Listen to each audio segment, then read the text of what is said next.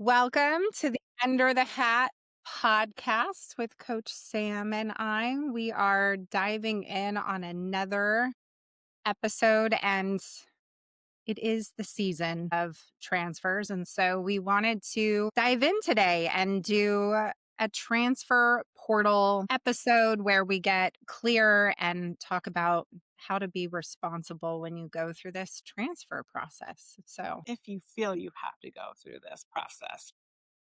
yes. So this is not portal hype.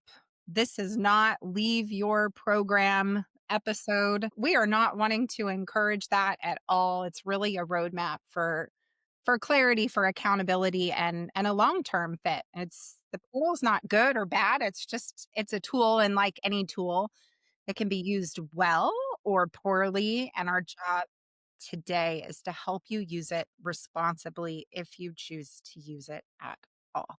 Yes, education, education, education is what I like to say. Well, let's talk about the reality of college volleyball and what really is going on. So, Sam, I don't know if you want to dive into like the portal is about to open and just kind of share a breakdown of what we should expect here over the next few weeks.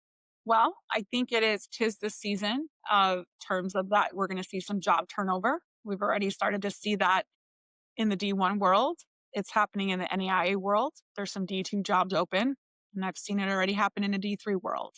So I think that that's a part of that's the unfortunate part of this business. I know that myself. So I feel for people as that happens. Yes to the portal. I think seasons are ending. We've got an NAIA national championship that teams just got announced. D3, the bracket came out yesterday. D2's wrapping up their seasons. Their bracket will come out next week. D1's in the home stretch of their season. Junior colleges are having championships based on where you play JC and where you are in this, part of, around the world. So that's all happening here as well. And I also know that it's a time of the year where some of you are thinking about, I need to find a new home. Obviously, there's some of you that do. Junior college kids that are finishing up, made a presence, had great opportunities, and it's time for them to move on to a 4-year institution. 100% that process is ongoing here for sure.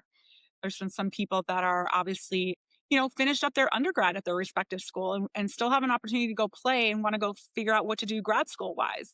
That's happening. And then there's some of you out there that are just like, is this the right fit for me? What's going on? There's a lot of things that go into it. And do I need to make a switch? Should I make a switch? And I think that's a lot about what we want to talk about here for sure. 100% here. And just to talk about, I know we're going to probably mention this again, but in the D1 world, the portal officially opens on December 7th, and it's open for that 30-day window through January 5th. There is an exception to that. Obviously, if you are a grad student, we've seen some people that are announcing their grad students and getting into the portal in the D1 world. If you are a Division II student athlete, there is no time frame for that. It is basically if your season's over and you are choosing to transfer, you can go have a conversation with your coach and you can get into the portal ASAP, by the way. So I just wanted to mention that because there are subtle differences and nuances that I think that not everybody knows at the end of the day. So Yeah, and it creates a lot of challenges when you're not educated and you're trying to figure this out. I think for a lot, there's a little bit of an identity shock if you're a freshman and you're entering school. You might have been the best in high school. You might have been the MVP. You might have been one of the best on your club team every year. And for the first time in maybe a long time or ever, all of a sudden you're showing up on campus and your identity begins to shift. Maybe you aren't the girl anymore. Maybe you're not the one that is the go-to player. And that's a really hard reality for a lot of players to really come to know. Everyone's strong, everyone is skilled, and everyone is working hard. And so when you're in that position, it's a new normal and it's not a sign that you chose wrong. And I think for a lot of freshmen that get to this time of year, You start to feel a little overwhelmed, and this is a grind. Playing at the next level is really, really challenging. And there's a lot of reasons why, big companies like student athletes, they like to bring in student athletes because of the resilience, because of the handling the hard. And I know, Sam, you always like to talk about handling the hard better, but this is a time where, it's really frustrating. And I think a lot of times freshmen start to look at this and think, I should run to the portal. And I And want to dive into that. yeah, I think, you know, it's hard. I've had a lot of these conversations is that, and you hit the nail on the head. You're used to being that go-to. And we tell everybody, and I tell everybody, obviously as a former college coach too, like, I don't care what level you're playing at. I feel like I say this all the time.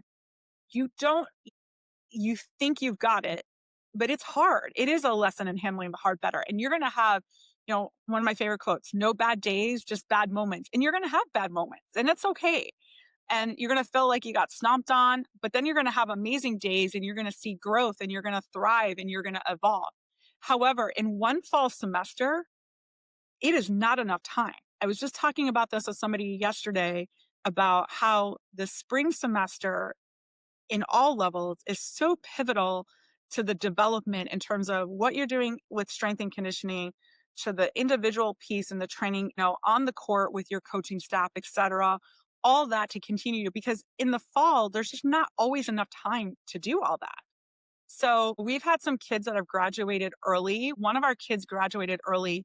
She's a freshman at Seton Hall, finishing up obviously her first season. She was able to graduate early, started there last spring. When I checked in with her, 100% said, this was the right thing for me. This was the best decision I made to forego club. Yes, there were other sacrifices with that, and I get that. That's not for everybody and not always an option for everybody, by the way. I understand that. But that allowed her to have that spring training and get acclimated to school, so that it made the fall transition so much easier for her. And you know what? She was a starter for them, and has been playing, which is fantastic, like amazing. So I think you have to it's not always going to be instantaneous, and you have to be able to give yourself enough time to go through. Just like your recruiting process was a journey and a process for all of you. Getting to college and playing at the next level is a process and a journey, hands down. And I don't think just one fall semester is enough for you to understand that at the end of the day. Not just on the court, there's also the off the court piece of getting acclimated to school and academics itself, and getting to know what's going on at your respective institution as well, because your life was school, volleyball, homework, eat, sleep, probably in some of those orders throughout the fall. Yeah, we talk about the why. We talk about building essentially like, a reflection worksheet or a pros and cons worksheet of like, your three buckets of why. Your emotional why. These are the things that every athlete needs to walk through before they consider transferring. The emotional why. I'm frustrated. I'm not starting. Practice is hard. Emotional decisions age poorly. The practical why. My academic program isn't offered. The coaching staff changed. The system doesn't fit my skill set. And then the purpose why. My long term goals require a specific academic or athletic fit. And so these are kind of the three buckets of whys with some examples. And, we want to dive in here to talking about the emotional whys first, and kind of go through, when you're trying to make this decision, really reflecting on your experience, the decision, why you chose to be there, and then now, why does it not feel like the right fit? Absolutely. 100%.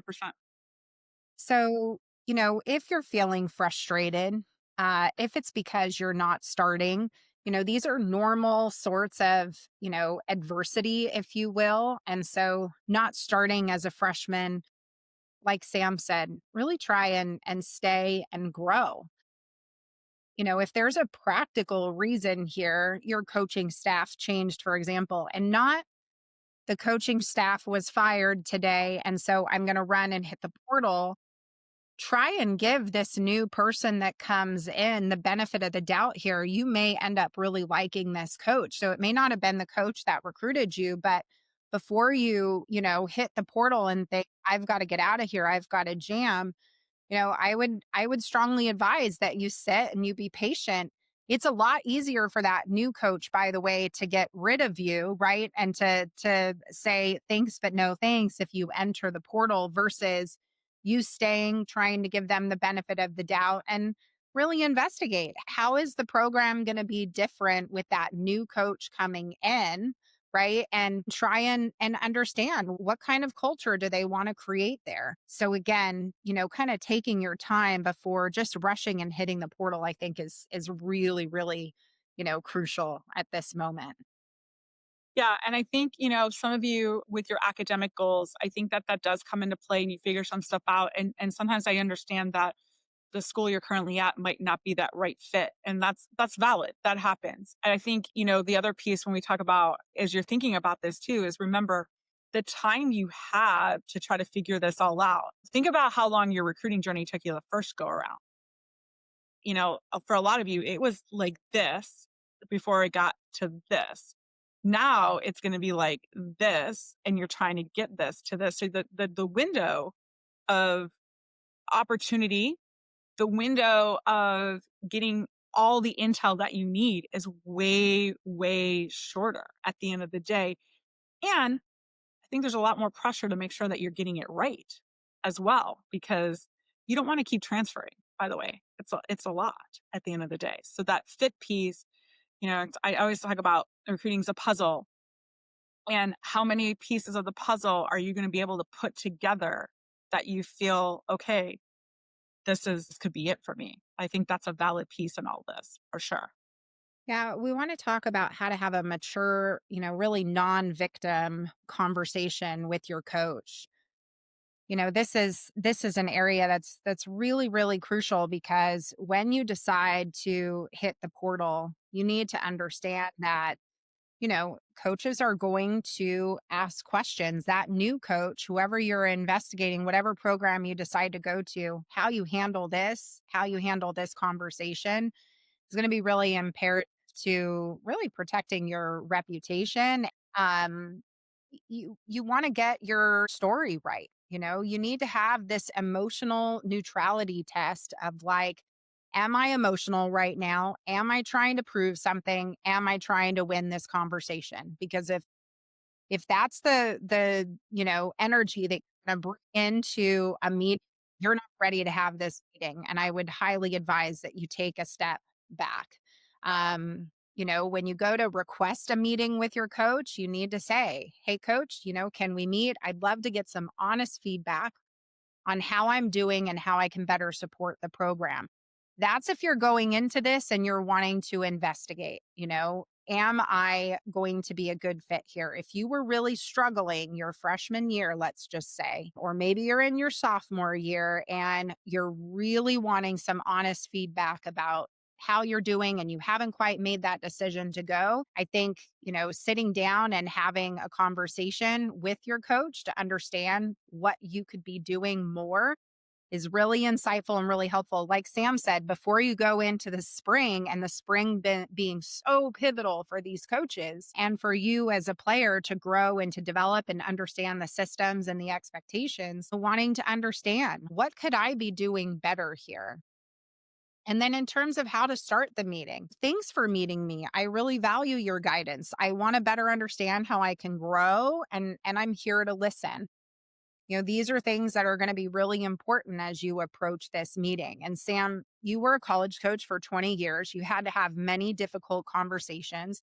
We know these conversations are, really impactful in these young women's lives as they're trying to figure things out. And so I'd love to just hear from your perspective, being in that position, what works well and what really fails for a player that's going into a meeting like this.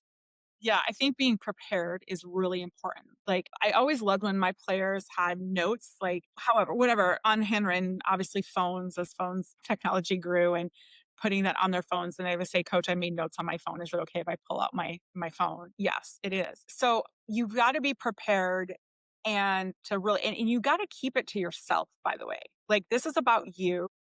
It's not, this is not the time to be, well, so and so got this, and so got this, and so is playing here, all that.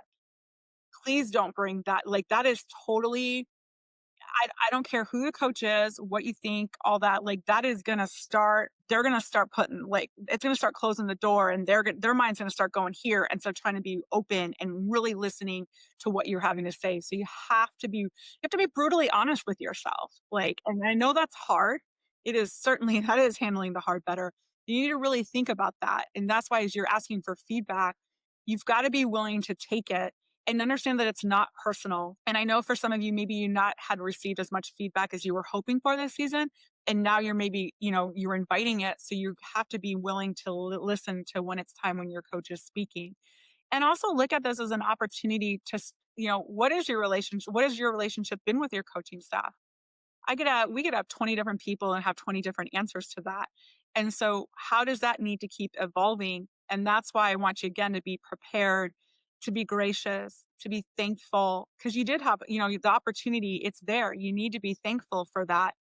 And when your coach, when after you share, like for me, my players would present and I really was listening. Sometimes I would say, I might jot some notes down and I want you to know that because I might need to ask you a question to make sure I'm understanding what you were mentioning or saying. So I understand. So we're on the same page. But as a coach, that's one of the skill sets I really feel I improved upon was eye contact with players, listening to what they had to say, what they were bringing to the table before I was giving the opportunity to present what I needed to present to that player. And it's not fun sometimes when you have to have hard conversations. Certainly had to have many of those. It's not fun. It's also thinking about long term success of the program, long term success of my players, and long term success about what we're all about, depending on the school that I was at and what we were representing at the end of the day. There's a program that I like to use, and you would have to ask for permission to do this, but, Sam, I have ADHD really bad. And staying focused and sometimes having conversations, can be a little bit of a challenge. And so one of the programs that I actually use in my everyday life, it's a program called Otter AI. And when you're going into a meeting like this that is emotional, right? Sam's talking about not getting defensive and really, really practicing an active listening role, not getting defensive, but really trying to hear out what is your coach trying to communicate? And then what are you trying to communicate? And I'm just going to share this program because what I like about it, we're in this world, you can use a program called ChatGPT. You can take your transcript that you have in that conversation. Again, you have to ask for permission. So I would go into this and I would share with the coach what your intentions are. And they may say to you, hey, I'm not cool with this, but they might be fine with it, right? Somebody that for me, it's pivotal in my life. I actually go back and I reflect and make sure that I'm listening. But I think what's cool about this program going in and trying to listen and hear you out is being able to input in and being able to ask a program like ChatGPT, for example, to say, what is trying to be communicated here? What can to be objective, take the emotion out. What is being communicated here? Did I really understand what was being communicated? And I think, when you're having these conversations, if the coach is really not open to having you record it, for example, making sure that you repeat back so that you understand what's being communicated. Take some notes as you're going through the conversation. Take the emotion out of it. This is such a pivotal time when you're trying to make this decision. And some of you may have already made the decision to transfer. Fine. The approach to your meeting is going to be different. Although you do need to hear the coach out. You should have a conversation about what you could do to grow, to learn, to develop, because this isn't going to be the last time that you have challenging conversations like this, whether it's a coach or a boss. But when you move on to the next program, we often talk about the fact that the grass is not always greener on the other side. Like Sam said, you have to make a decision in such a small window. And so when you go to make this change, you're going to have to sit down and be able to have these tough conversations and be able to actively listen and find out, what can I be doing better? What can I be doing to help the program? What would you like to see more of me? Where am I falling short? And what's the gap between where I am and where I need to be? And I think those are important questions to be asking and considering, especially if you haven't decided whether or not you want to go. Really giving that coach an opportunity to take a step back and to kind of reflect on the season and chat about your performance, maybe where you fell short or where you could have done more. Yeah, 100%. And I think the piece that you talked about, like the real world adulting, this is all going to come into play with how to handle that and handle that hard better for sure. So that's that's a big learning curve in all of this as well. I would just say that before you make this decision, many of you are coming up to your end of season meetings. I would probably go into that meeting with the desire, the openness, the willingness to sit down and hear your coach out, and you be able to communicate some of the things that you might need to share, which we're going to talk about, chatted a little bit about this in terms of, don't make comparisons to you and other players. That's not what it's about. It's about you going in and really understanding more about yourself. And so I think when you go in for your end of season meeting, really just having a willingness to listen and hear out what could have gone better this season, where could I have improved? And then, if you decide to share and open up to the coach, communication wise, is there something that's missing or lacking that would help you, right, with your coach? Sam, I know for you, a player coming to you and asking would have been something that you would have been extremely gracious to just want to know how to open up, how to help that player. And I think sometimes a lot of players are very fearful about approaching their coach because they just don't know the best way how. Sure. And I think that that's an evolving skill set as a coach. I used to tell people like my door's open when you need to come chat. Listen, as a coach, and this is about to happen as coaches are embarking on end of the year meetings and wondering what's going to happen with rosters. It's you get a message from your kid that's like, "Hey, coach, I need to come talk to you." So there's a lot of things that as a coach goes through your mind, like, "Oh, fill in the blank." What's gonna like? You're thinking the worst. I'm the person who always tries to be like the glass is half full, but sometimes you're like, "Okay, what's going on? What's gonna happen?" So then as a coach, you gotta get your mindset right, like, when these kids co like, when your players are coming in to talk to you. If you're dealing with something, like, they want your undivided attention. As a coach, you've gotta get yourself in the right headspace too when you're meeting with your players. So, but when people wanna come talk and share, like, it is important. It's a way of, again, relationships evolving. you know, every player is different as to how you connect with them and what they need from you. Certainly, I learned that with some of my players over time, like in a match. Like, I can't scream at this kid. Not that, I mean, I'm screaming because we're all guilty of screaming. Let's be real. But I can't scream at this kid because she's not going to play. So I have to have my mini come to Jesus meeting with her while my assistant talks to the team in a timeout because if I can have a rational conversation with her, it's probably going to help her go thrive on the court. But like those are those moments you're learning and it's evolving and it doesn't happen overnight. And that's where that as a player, I get it. It can be really tough to always want to go talk to your coach, but that 1% piece of advocating for yourself, because ladies, you're going to have to do this in the real world. And I talk about that. This is where the BAB piece comes into play, that you're gonna have to do that.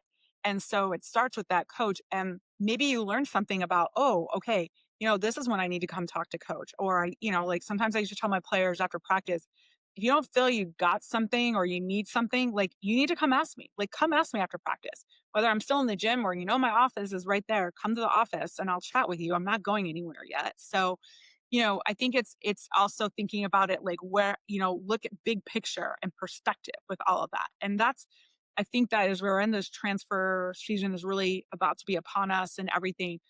That's one of the things I think you and I want to make sure is that it's not a tunnel vision focus. You really need to think big picture here. We haven't even touched upon the academic piece and we've talked about it. We've talked about it before, But for a lot of you all, when you think about transferring, where are you in your academic progress? And what is that going to look like? For some of you all, it might not mean a lot of things transfer. Hopefully it does, but that's a whole nother piece of the puzzle that could come back to haunt you there, to be quite honest, at the end of the day as well. Yeah, what Sam's really talking about here when it comes to your academics is if you decide that you're going to move on, and let's say it's for an academic reason, depending on where you are graduating wise, whether you've finished your freshman year or your sophomore year, your credits don't always transfer. It's not always smooth sailing. And so, you would have invested time and money attending certain classes, even if it's your scholarship money, it's being allocated towards, you being in a classroom, and you might have done an entire semester, and that 3 credits all of a sudden you don't get to take with you on to the next program. So you need to take that into consideration. Not everything transfers very easily. If you have an AA degree, if you were able to get to a place where you have an AA degree within the institution, that protects you a little bit more because now that AA degree carries over, and so then you can officially start your junior year. But if you're wrapping up your freshman, maybe your first semester as a freshman at the institution, some of those classes may not transfer. They have to find that exact class in their syllabus. The syllabus has to match up, or the guidance in the course catalog has to be consistent with what the new school has to offer. But obviously, if you're in a place where maybe you didn't know what you wanted before you got to school, now all of a sudden you've been able to dive in a little bit and you start to decide and declare some sort of path. That's a real reason for why you might have to face this transfer portal, and you might have to go and have that conversation with your coach like, "Hey, I don't, I've talked to my academic advisor here and I just don't see a path for me to be able to stay here." That's a real legitimate, genuine reason for why you would need to unfortunately have that conversation and pursue. And that can happen, you know? There's some schools, if we look at a school like Cal Poly San Luis Obispo, you have to declare your major before you go in, or whatever major you do declare, I should say. You can go in undecided, but if you don't go in undecided and you declare a major, that's a school that you can't, even as an athlete, they don't allow you to change majors there. You've got to transfer out. And that can be a challenge. And so some of you might be in that kind of predicament at a school where it's not easy to just transfer majors and move on to the next thing, even as an athlete. So having that conversation, obviously that's a legitimate, genuine reason for why you would need to leave, and something that, it's not great, but it's a real reason. And there's a lot of other schools like that too, where once you declare that's your major and there is no changing whatsoever, for sure. When you go in and you decide, let's say that you've had your end of season meeting, you've taken some time and you've really tried to think this through, you decide, okay, I think I really need to go. I've decided this isn't an emotional decision. Here's my why. These are some of the reasons that I want to leave, right? Having a mature approach with the coach, I want to be respectful. I'm exploring whether a different environment better align for me academically or athletically. And, it's not about blame. I just want to make the best long-term decision for me. And so having a mature discussion with the coach is also really important, because when you leave, other coaches that are going through the process that are recruiting you, they may call your previous head coach and give them a call and say, "Hey, we're talking to Susie, and Susie's, interested, and I'd like to get your perspective. What was she like there?" There's a lot of college coaches that will pick up the phone and call another college coach and find out. And so how you handle all of this is really, really imperative. It's really impactful, and it can negatively impact an opportunity as well. You might lose an opportunity for how you handle this. Yeah, that's an excellent point. You see some things on, I'm just going to bring up TikTok, and some people like making some videos and things about, coaching staffs, things like that. Uh, I get it. A lot of you, there are some people that are going through some tough times. A lot of that, 100% recognize that. But you got to be smart about, like, people are going to find that stuff. And if you're seeing that stuff, that's going to come out to fruition. And then that could come back to bite you basically as you're trying to find a new home. So you need to be really, really, you do need to be really smart about how you're, how you're handling all this. And as you're trying to find a new school, again, coaches that are recruiting you are going to do some homework. And, remember, the window's short for them to try to figure out, are you the right fit on and off the court as well? Because they don't want to fail because their jobs are on the line, by the way, with this at the end of the day. And I don't care what level you're at. So again, think about, you're making sure that you're taking care of all your controllables to put yourself, if you decide that you truly need to transfer, that you're putting yourself in the best position to find your home at the end of the day. And I think the other real conversation, too, with this is, some of you, what is your financial situation? Because what you have at your current school, by the way, is not a guarantee that that's going to happen at your future school. By the way, we have so many real conversations with our families about financials and what goals are for the families financially. You need to think about this when you're transferring because, it's not going to be apples to apples. It's going to be apples to oranges unless you're special. Like, as in this transfer world, look at some of the special snowflakes of this past year that are playing at the big dogs. It's going to be apples to oranges. And are you okay with that? And can you make that work at the end of the day? And I think that's a big question that sometimes people are not talking about either. Yeah, the scholarship side of things is a real conversation. Remember, your program had a certain number of scholarships. They planned them years ahead. And so when you leave, that money may have already been reallocated. So you've got to take that into consideration and making sure that you're sitting down and having this conversation with your parents as well. Because when you do approach transferring and you decide, okay, I'm going to go, when you transfer, the institutions themselves, if you're not going on athletic scholarship money, let's just say that you're going on the academic side, merit packages look a lot different when you're transferring from another institution than they do when you're transferring straight, when you're leaving high school. So your best financial package always comes out from when you're going from high school to college. But when you're transferring colleges, the financial packages look significantly different. So you do need to have that kind of come to Jesus conversation with your family and wanting to understand from your parents' perspective. If you leave, these are the risks. And hey, what are you in for? Are you open to investing? And if so, what is that final dollar amount? Really getting, clear with your parents on where they are financially with this investment is also a big piece to the puzzle here. But you can't necessarily just pick up and go to a school and expect that you're going to get some great financial package. It's not always there. The other thing that I want to share, we were kind of ending in terms of those conversations and with how the transfer portal works kind of behind the scenes. When you go into these conversations with these new coaches, you know, you got to be really careful. If you have a blame heavy narrative, if you're talking about, drama and you've got really vague complaints about where you're coming from, if your parents are sending messages or you have unrealistic expectations, if you don't have a clear why on why you're wanting to leave the program, these are all major, major red flags for a coaching staff. And so that's why, Sam and I kind of at the beginning have said, you got to get clear here on your why. Why did you choose that school to begin with? Right. And now what happened? What is impacting that decision that you now want to leave? And then obviously the money. If you're going to leave, there are serious financial consequences. For some of you, it will work out.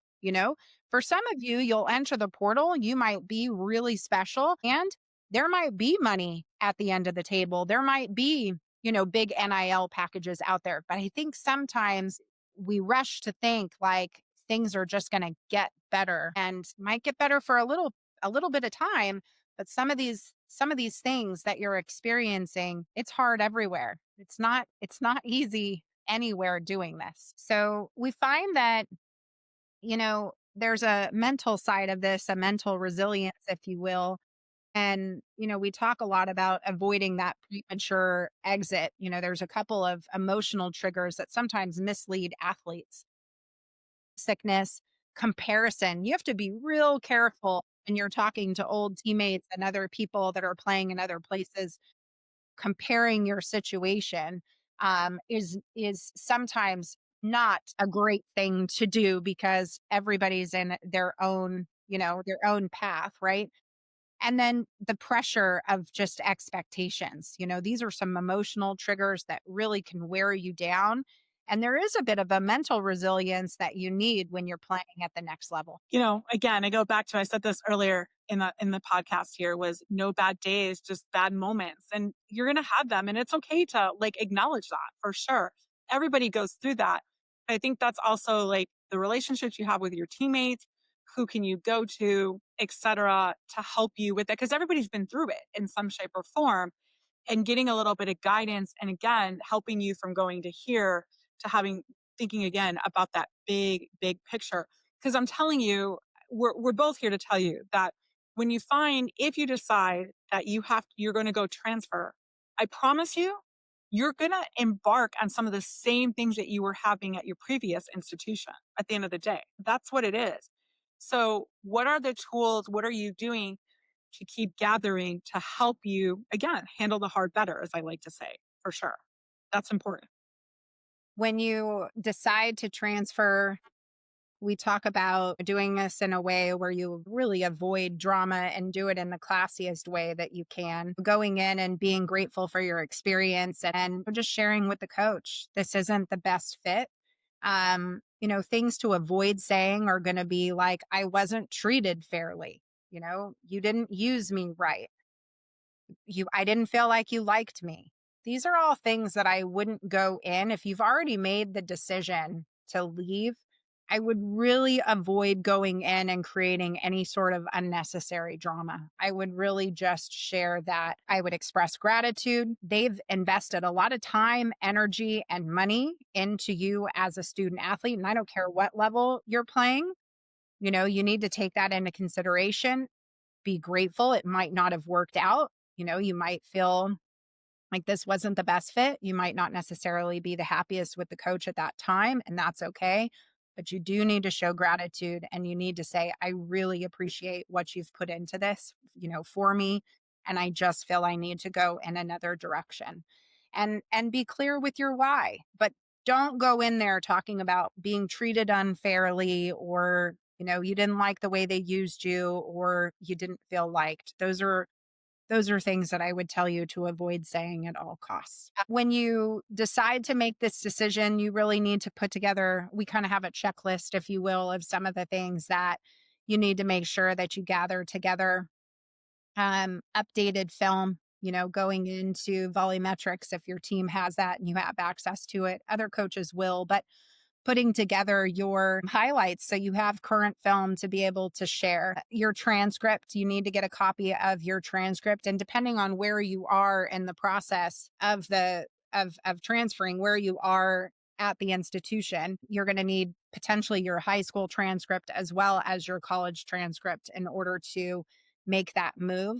Another thing that a lot of players don't really know and understand is you actually have to go back all the classes that you've taken at your current institution. You do need a copy of the syllabus for each of those courses. So I would create really a folder, if you will, on your computer that has this information. You've got your film, you've got transcript, and then you've got your syllabus from all the classes that you've taken, so that it's, really organized. You're not trying to figure this out at the last minute. Everything, like Sam said, is going to feel really rushed. And the other thing is that you have to take into consideration is we're heading into a dead period, and some of you will have to go and visit a empty campus where no one is, to try and figure out, am I making the right decision here?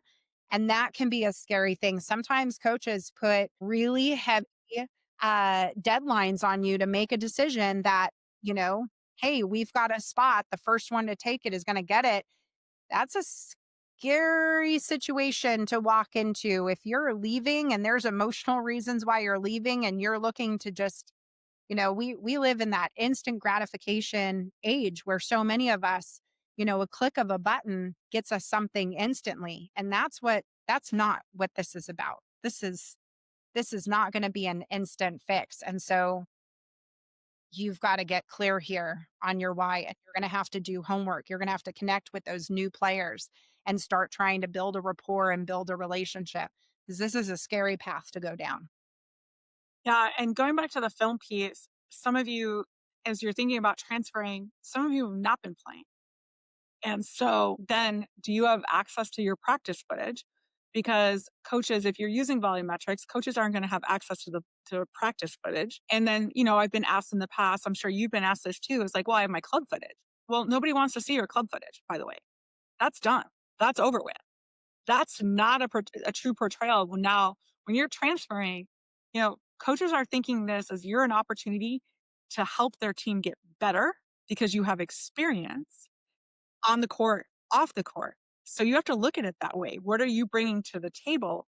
So for those of you that again go through thinking about this transfer piece, but haven't stepped foot onto the court, I understand there's some valid reasons to that, for the record, by the way. Like some of you have battled an injury, things like that.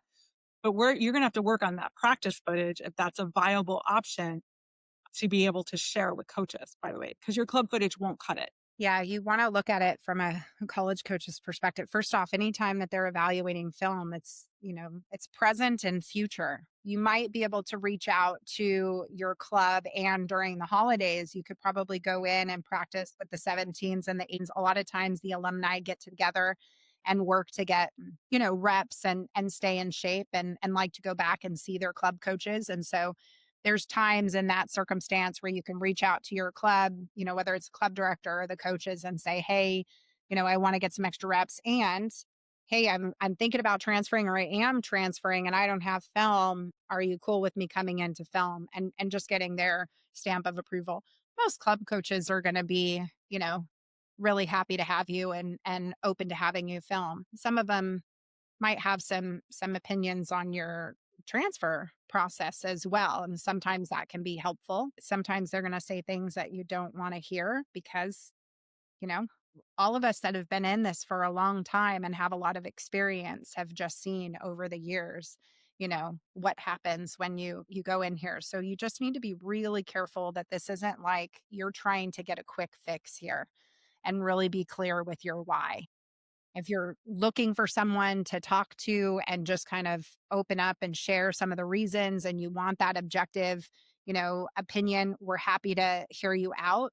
Drop us a DM. Either reach out to Coach Sam, or you can reach out to me. You can send us an email, Kara@vballrecruiter.com, Sam@vballrecruiter.com. We're happy to have a conversation and kind of hear you out. Just know that when we have these conversations, it's, "Hey, this isn't a good reason to leave." And just we'll want you not to get defensive, but just to kind of hear out. And then we'll share some of the things and some of our past experience, and what's allowed us to be able to share you that level of expertise. Make sure you're taking some time to really journal and reflect on this, and talk to your family. And as a parent, if you have a player that's going through this, it's so hard to see your kids struggle. I know that I've got 3 kids myself. Sam's been a college coach for 20 years. She's also a second mother to my children as well. We've seen a lot of you, and we know that it's an emotional time. It's really, really tough. So there's a lot of empathy here in what you're experiencing. Um, as a parent, kind of try and step outside of this and really look at it objectively. And sometimes it means, being clear with your kid and trying to say, you gotta be strong. You gotta go back. You've got to face this with some resilience. It's gonna get better one day at a time. And sometimes, that message can be really, really impactful for your kid to hear. And like Sam said, handling the hard better. This takes grit and resilience. And this is a time of year that many of you are very tired, and it's just been exhausting. And transferring is not the easy option. And sometimes it seems like it is. And the statistics are staggering and continue to become staggering, not just in volleyball, and other sports as well, about the amount of people that go into the portal and don't find a home. So you got to be careful. You got to be really careful. You need to make sure that you're organized, that you have a plan. If you need somebody to talk to, like you said, hit us up. We wish you the best of luck in your endeavor for sure. And thanks for tuning in, and we look forward to seeing you in our next episode. Absolutely. Thank you.